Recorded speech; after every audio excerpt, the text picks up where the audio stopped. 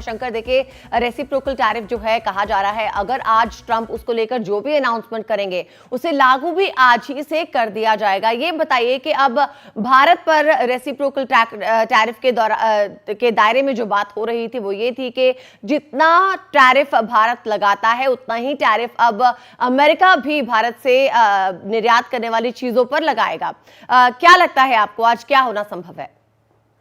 जी देखिए, जो हमारी बातचीत हुई है जानकारों से और सूत्रों से, उनके मुताबिक ये कि जरूर आज से ये टैरिफ जो है रेसिप्रोकल टैरिफ लागू होना है, लेकिन ये कैसे होगा, क्या इसका पूरा मसौदा जो है वो अमेरिकी जो लोग हैं, जो अधिकारी हैं, उन्होंने बना लिया है? क्योंकि बड़ा सवाल ये है कि भारत से जो अमेरिका है वो 7.7% का जो एवरेज टैरिफ है वो अमेरिकी सामानों पे लगता है और भारत के सामानों पे 2.6% का टैरिफ लगता है। तो जो 4.9% का जो टैरिफ का गैप है उसे अमेरिका कैसे भरेगा? क्या वो एक एवरेज टैरिफ लगा देगा भारत पर 4.9% का, या फिर वो एग्रीकल्चर और जो इंडस्ट्रियल प्रोडक्ट है उसको सेक्टर, दो अलग अलग सेक्टर में बांटकर उस पर टैरिफ लगाएगा? क्योंकि 30 सेक्टर में भारत और अमेरिका में व्यापार होता है, जिसमें कि 24 इंडस्ट्रियल सेक्टर्स के गुड्स हैं और बाकी 6 जो है एग्रीकल्चर सेक्टर के हैं। या फिर वो जो है सेक्टर वाइज जाता है कि 30 अलग अलग सेक्टर में अलग अलग टैरिफ लगाएगा। तो बहुत ही एक जटिल प्रक्रिया है और यहाँ पर उम्मीद ये की जा रही है कि शायद वो इतनी जल्दी लागू ना हो पाए, क्योंकि तकनीकी मामला है।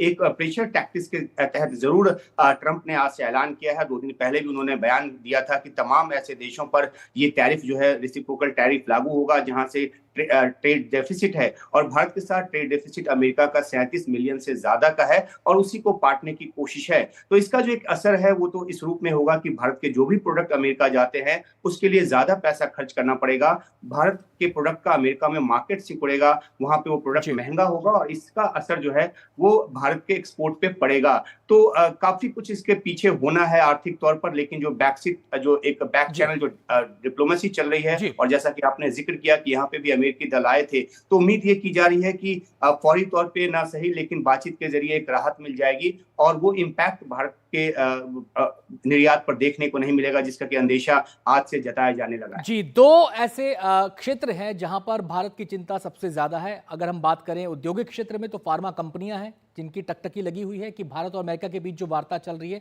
उसका क्या नतीजा निकलता है, उसको लेकर क्या कुछ विशेष हो सकता है। और दूसरा क्षेत्र है कृषि का। यह भारत सरकार के लिए भी अहम विषय है क्योंकि कृषि एक बड़े वर्ग को भारत में रोजगार देती है, उसकी आय का जरिया है। तो इसके संरक्षण को लेकर क्या कदम उठाए जा सकते हैं?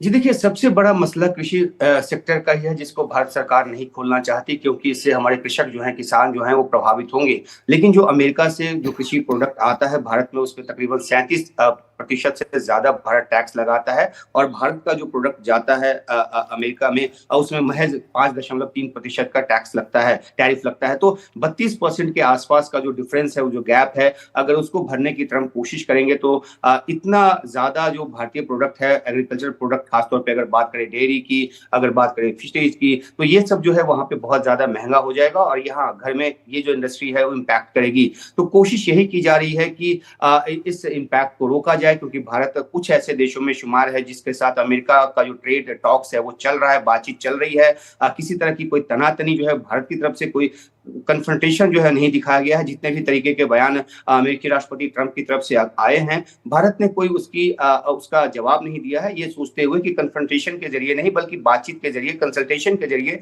मामले को निपटाया जाए। तो इस कोशिश में भारत अंत तक लगा रहेगा और कोशिश है भारत की कि सितंबर तक ये जो अवधि है वो मिल जाए और उस बीच में जो बातचीत के जरिए द्विपक्षीय जो ट्रेड जो एग्रीमेंट है उस तक पहुंचाया जाए। तो आज अगला कुछ घंटा काफी अहम है, देखना होगा अमेरिका किस तैयारी के साथ आता है और किस स्तर पे जाकर वो टैक्स लगाता है। शुक्रिया।